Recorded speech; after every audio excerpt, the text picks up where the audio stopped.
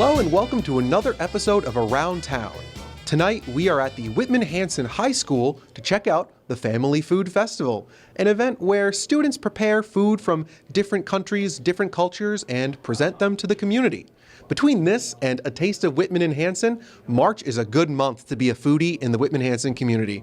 So let's go in and see what it has to offer. So we have made our way inside the Family Food Festival, and it is absolutely humming from the looks of it. And I am joined by Nikki Schneeweiss, one of the faces behind organizing the event. How you doing, Nikki? I'm great, thank you. So what was the inspiration to kick off an event like this? Here in Whitman-Hanson, we have a growing diverse population, so we wanted to embrace all the cultures that we have here. And to be honest, my sons go to a neighboring town and they do a similar event, and I was like, we can do that here in Whitman-Hanson, and it's very popular and well received there. And I've gone to that event and really enjoyed it, and I thought we can definitely do that here at Whitman-Hanson, and here we are. So what was some of the prep work that went into this event? Because I assume none of this happened overnight. No, and none of this could happen with me alone. This was definitely a group effort. So the way I went about it was I reached out to some of the high school advisors, and I started with the honor societies because they always need community service, and that's how my son did it. So I was like, I'll start there. But we didn't want just any one group of students to feel like they could do it. It was open to everybody. So I started with them to help build the word amongst the students, and then I made QR codes for all the classrooms, and any students could sign up, so it didn't matter, if you played a sport or if you were in certain clubs, like anybody was welcome to join.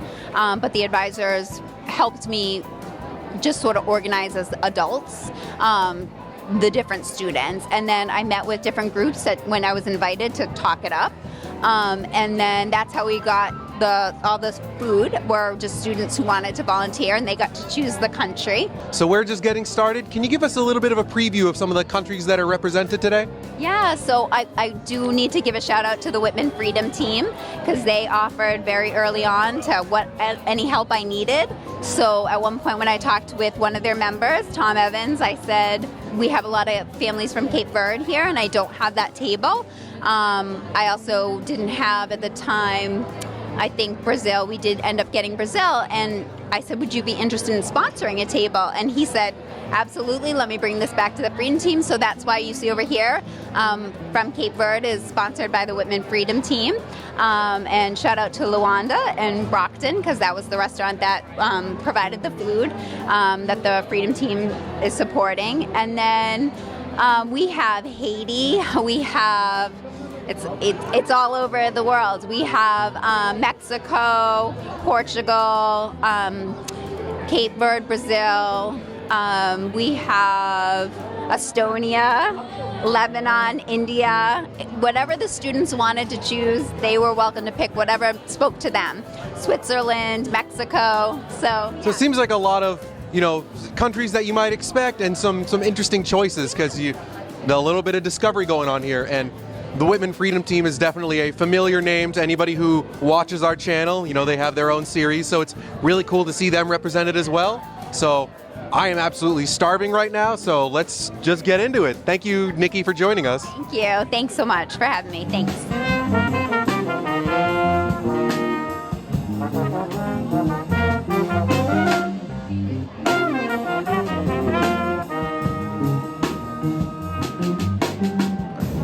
So our first stop on this international journey is at Mexico, and I'm joined by Cassia and Leah. How are you guys doing today? Good. Thank you for asking.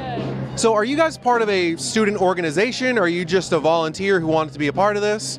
We just wanted to volunteer for fun. So tell me about the food you guys have prepared. So today we have prepared burritos, quesadillas, and tacos, and we put in basically the same ingredients, but they're still all really unique in their own way. So I see you also have a paper of Mexico facts on the table. Do you want to talk about some of the stuff that you researched? So we researched that Mexico is home to the second largest coral reef in the entire world, which is really insane, and that it's known for its rich culture, and that it has really nice beaches and really good cuisine, very good food. And then we also found out that Mexico's national animal is an eagle, and it's even presented like here on the flag right there. Interesting, because when you think of eagles, I feel like you think of America. Yeah, so. that's what I'm saying. So that's why it was really shocking when we researched about it. And what made you guys want to be part of the Family Food Festival? Honestly, we just thought that it would be a fun little idea that we wanted to participate in. And you know, like it was kind of new to us. So we were like, wow, like I think we should really try something like new and like an opportunity to like, I'm done. You can go. We also wanted to get closer together because we had just met this year, so we decided to do a project together. Perfect bonding exercise as friends. You cook some food together and share it with everybody. So thank you guys for taking the time to talk to us. Thank you. Thank you.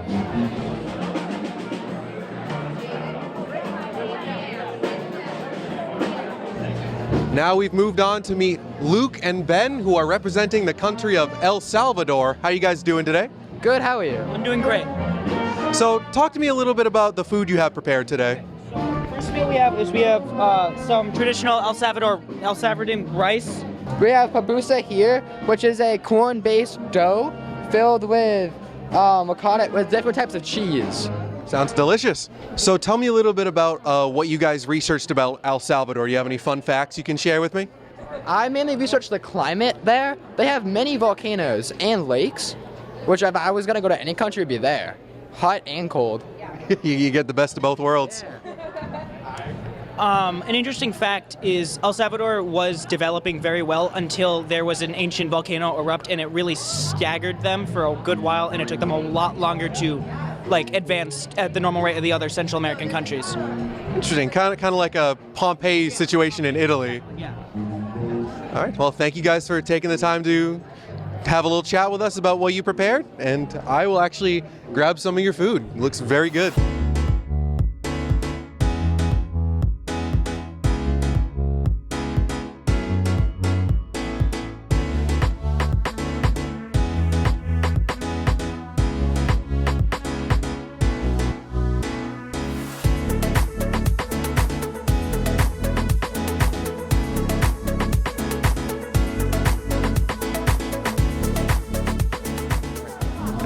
And now we come to Italy, a country that's known for a lot of its culinary classics. And I'm joined by Gianna, who is representing. How you doing today? I'm good. How are you? Doing good. What made you want to be a part of the food festival today? I just think it's really fun, and I'm a senior, so it's my last year. So I just want to be a part of something. Absolutely. Do you have any plans for once you graduate? I'm going to Northeastern next year to study neuroscience. Congratulations. Thank you. That sounds really exciting. So tell us a little bit about what you have prepared. Okay, so we made pasta with vodka sauce, so it's a red sauce, and then the vodka burns off. And then my partner made Metropolitan pizza. I understand that pizza is a little bit different from what people might expect from like a regular pizza joint they might find on the street. What are some of the differences? So it's made with not shredded mozzarella, but it's broken up mozzarella cheese, and then he also made the dough, which is a little thicker. Okay. And I understand you have some facts about Italy that you can share? Yes. I traveled to Italy last year, and it was a lot of fun. And we actually ate this pizza. So Metropolitan pizza is like right from Italy. You can get it there, and yeah, it's really cool. So you got a taste of the real deal. Yes, we did. Any other big food discoveries you had in Italy?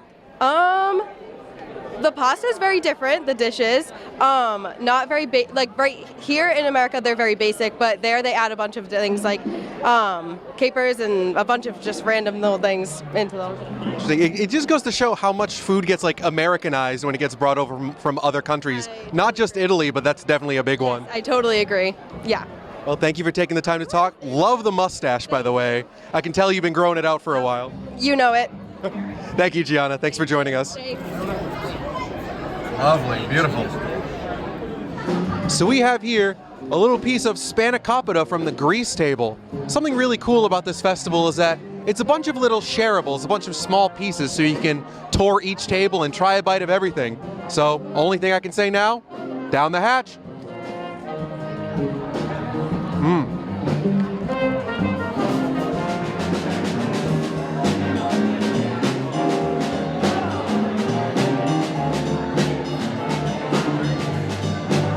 Was it hard or easy to prepare your dish tonight? Some of our dishes were a little bit easier. Like the pierogies were easy because we just had to like make the dough and then fill them. But the paczkis, we had to make the dough and then fry them and cut them all to like certain sizes and then fill some of them. What ingredients did you use to prepare your dish? So for the pierogies, we used potato and onion as the filling. The galumpkis, we did pork and rice and then wrapped in cabbage. And the paczkis is just like paczki dough. What resources did you use to help make your dish? So I called my grandmother and she gave me all of her recipes that I used tonight. My family is from Poland, so I just have a long line of ancestry from there.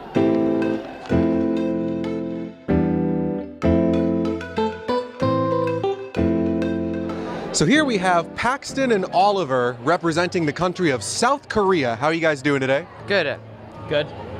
So tell me a little bit about the food you guys have prepared. So, Oliver, do you want to go first? Yeah, I'll go first. So, we made these, so these are rice cakes with almonds and dried fruit mixed in.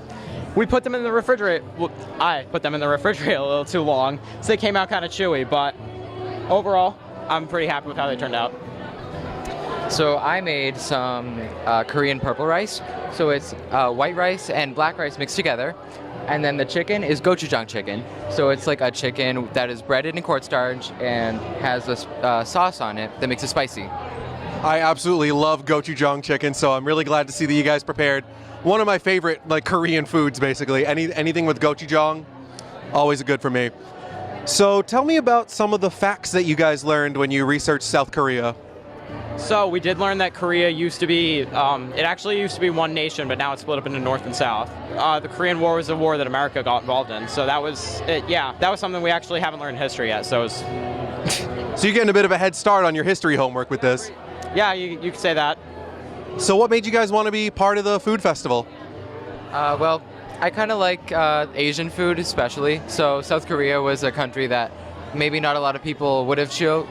Not a lot of people would have chose. They would have chose like Japan or China. So we chose South Korea. Gives you a little bit more of an appreciation of what goes into the food and a little bit of insight into the culture, yeah? Yeah, of course, yeah. You know, I like gochujang chicken too. So we chose South Korea because I know I like the food. Yeah, it was a pretty simple choice. Well, sounds like some really great stuff. Thank you guys for being a part of the show. So now we have made our way over to Cape Verde, and I'm joined by Jillian and Tessa. How you guys doing? Good. So tell me a little bit about the food you guys have on offer. I understand that you guys didn't make the food, but it was donated by a restaurant. So Luanda donated their food for our table tonight, and we've had a lot of hits with it tonight. And it's really just been like a good experience, people to get out and like try more foods that they wouldn't normally try at like a restaurant or if someone else made it. Nice. And do you want to give like a little bit of an overview of what the food is? Yeah, so the food I was handing out is called chorizo. It is a sausage pork. It is pretty good. It is similar to chorizo, but from a different country. I personally, it was my first time trying it. I thought it was really good. And then Tessa was handing out a soup. Ours is vegetarian, called cachupa. That one we also got to able to try. It was very good. It's made with a bunch of different ingredients, vegetables and such. And I think it's a really good experience to try something new in like a space that isn't too like scary to try something new because everybody's around doing it and there's a ton of different things to try. And I mean, it was donated by a restaurant, so you'd have to expect that it's pretty good quality too.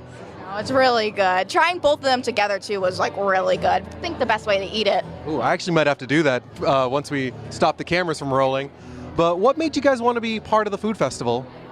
I mean, I always like doing food. I heard about it and I'm like, you know what, why not? I like volunteering too. I think it's a good way to just try something new, like no effort.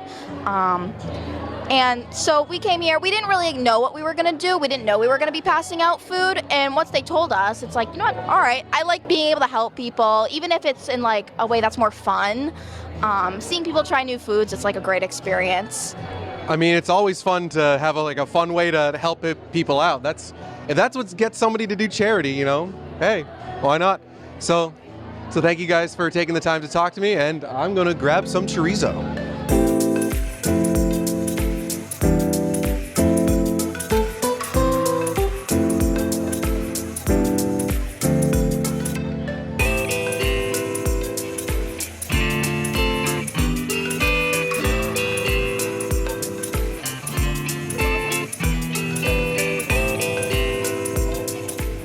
You might be wondering why I'm holding a piece of food already. It's because there's not that much left. These tables have emptied their supply really fast, and that just goes to show how successful of an event this has been so far. So I'm joined by Jenna and Chloe. Chloe, and they are representing France today. So tell me a little bit about the food that you guys did have today. So some of the things we made were some creme brulees, and then we had 3 different types of crepes, and then what was the other one? A baguette with ham and brie. It was pretty good. Yeah, they ran out pretty quickly. I mean, I can see why, but what are some of the facts that you learned about France when you were researching and prepping for the festival? For the crepes, a lot of them came around the 13th century when like different industries were coming around, and then over the years the recipes and all like how to make it changed, and it went from like a simple thing over the oven to like thousands of different types of creations, which is pretty fun. Yeah, I learned from creme brulee that in the 18th century that it was actually called like burnt cream in English, which I found actually pretty funny. And the baguette, it actually gets just really hard because it doesn't have like butter or oils to make it like more moist, like other breads you see do. So I found that pretty fun. Interesting. And what made you guys want to be part of the food festival?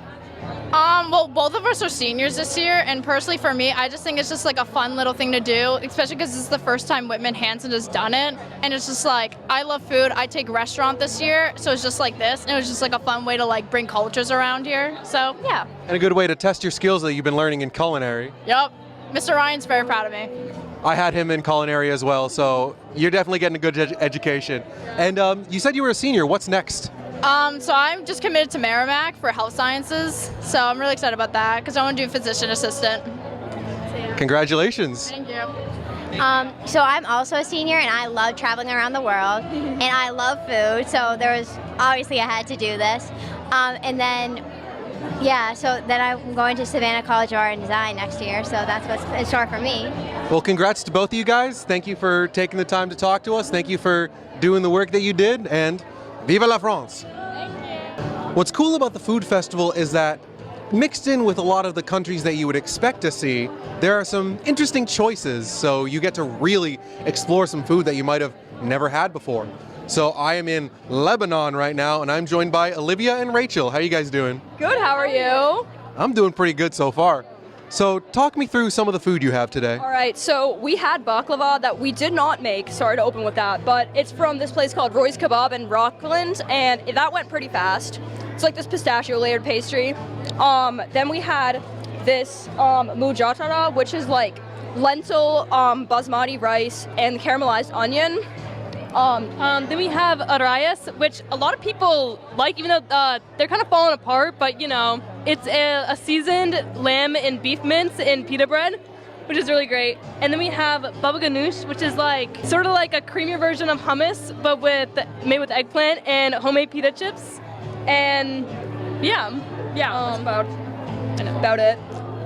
Sounds really good, and I can see why the baklava went as quickly as it did, because absolutely delicious. Yeah. What made you guys want to be part of the food festival? We're part Lebanese, and so we've thought that it would be very fun to represent a part of our heritage that isn't like seen usually at these types of things, because like I feel like everyone's doing like Ireland, Italy, and so we were like, this is kind of like different. It's different. That's absolutely awesome that you guys are representing your own heritage. Yeah. So when you were doing research on Lebanon, was there anything interesting that you learned that you might not have known before? I learned there's more Lebanese people that live in Brazil than Lebanon itself, which... Really? Why is that? Honestly, I'm not sure, but as a Lebanese person, I'd rather live in Brazil, so... Fair enough. It's a nice climate down there. Right. Yeah, we actually found some good music artists too while we were doing research. What's that band that you found?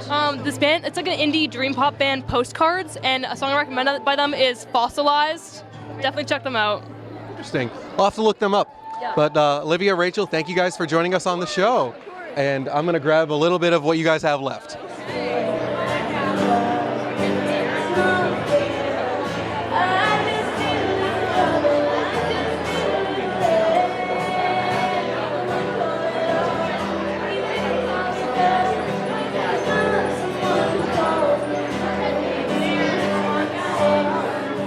And so the Family Food Festival comes to a close. I certainly hope that this is going to become a yearly event because I had a lot of fun. It was really cool to learn about all these different countries, and it's cool to have a lot of food. So a big thank you to everybody who participated, everybody who took the time to be interviewed by us.